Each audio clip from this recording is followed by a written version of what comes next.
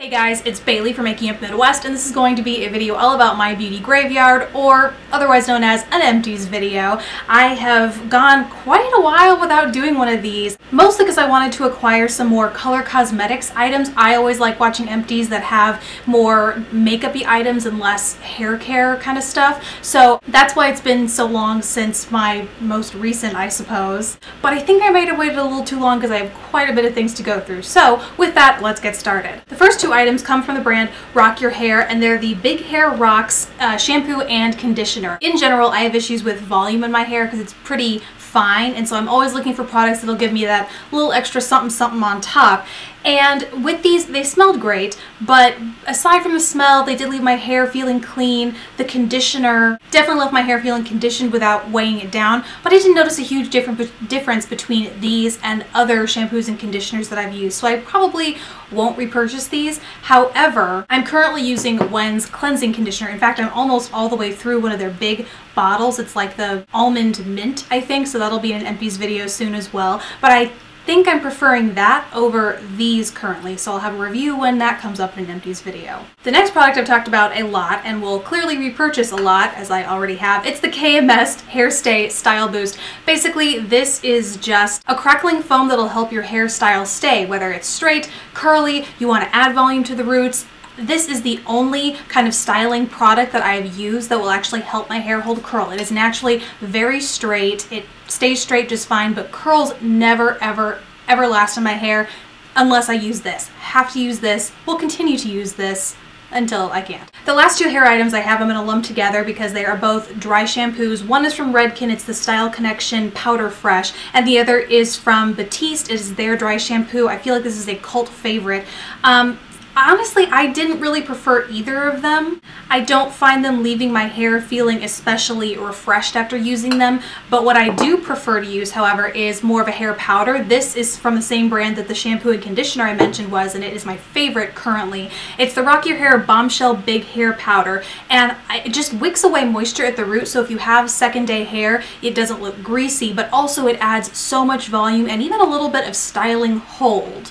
When it comes to styling your hair at the crown of your head and getting it to lay the right way, I find that this helps with that as well. So, like I said, unfortunately, I will definitely not be repurchasing either of these, but in general, I prefer the powders over dry shampoo anyway. Onto the color cosmetics, I have a few brighteners here, one of which is the L'Oreal Magic Lumi Concealer. This is in the shade Fair. And then I also have two, clearly I like them, of the Maybelline. The label has worn off, but it is their equivalent to this Magic Lumi. It's like their Dream Lumi Highlight something, but these are both in the shade Radiant, which instead of being something like this where it's fair, light, medium, or however they do that, this is Radiant, and so it has more of a salmon or pink undertone to act more as a color corrector in the under eye area or wherever you're using it, I suppose. But I find this helps way more with canceling out under eye discoloration as well as brightening, whereas this acts more of a brightener. So in short, probably won't be repurchasing this, but I already have a new backup of these.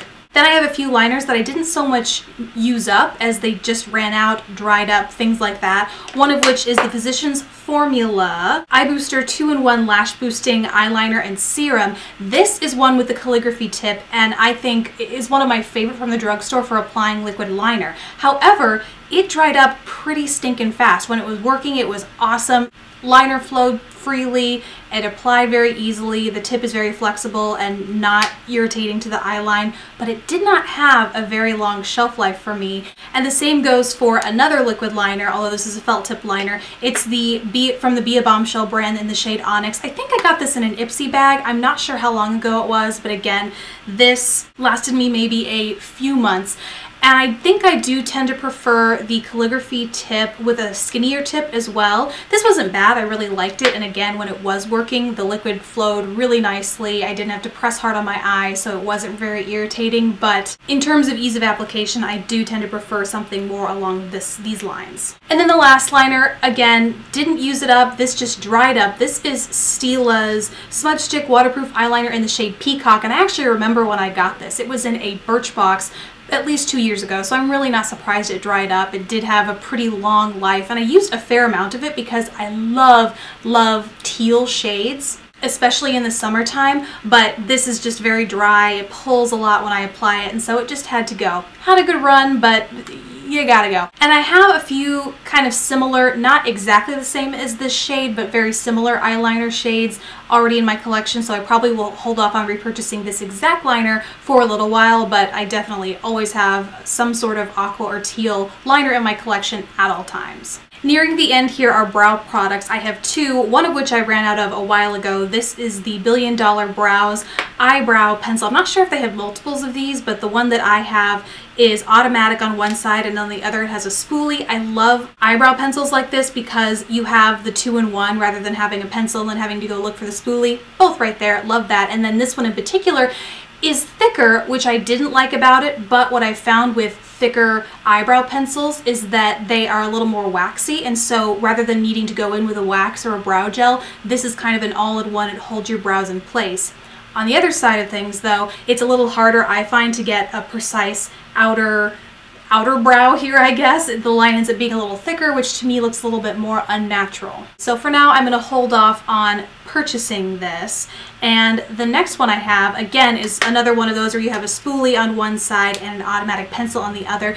This is from IT Cosmetics, and it's the Your Brows But Better pencil. This is definitely a very thin brow pencil, and I love the way it does create that outer brow portion, and it's very easy to get very natural looking smaller hairs, but it does take a little bit longer to use this on your brows. And again, as I said with the thinner brow pencils I found just don't have that waxy consistency to help keep brows in place. So I do find if I really want my brows to stick in place, needing to use something else on top of it like a gel or a wax. I'm currently trying a few different new brow products out in order to come out with a top 5 and under 5 as requested by a viewer, and so I probably won't be repurchasing these as I have purchased others, but I really, in particular, like this Your Brows But Better because it does give me that precision. I don't mind having to use some, cheap, clear brow gel on top of it because it just looks so natural when I use this. Last is a lip product. It is a L'Oreal Color Riche Balm. This is in the shade Pink Satin. It's really just a great shade to throw on the go. I was going to try and show you, but obviously it's gone. I can't, so hopefully you can see what's in there. This is one of those that I kept in my purse, in my wallet, whenever I was on the go. If I needed something, just a little something to nourish and have a little, texture shine on my lips, this is what I would use because it's very easy to apply if I'm on the go without a mirror. I don't have to worry about getting outside the lines and it looking, a little scary. Really, it was just a great convenient product, which is in part why I went through it so fast. I have a few shades like this, not identical to, but similar enough to where I don't feel I need to repurchase it immediately. But if you're looking for one of those shades that you can just throw on the go, super easy, I do recommend this because I think this is a great line. It doesn't dehydrate the lips, it gives a nice balmy feel. It doesn't provide super long wear, but it's, like I said, a nice product to throw on the go. So those are all of the products. I feel like I had a ton in here in my beauty graveyard for now. I'd love to hear what you guys are using up lately in the comment section below. Thank you guys so much for watching. Please don't forget to subscribe if you haven't already, and I will see you in my next video. Bye!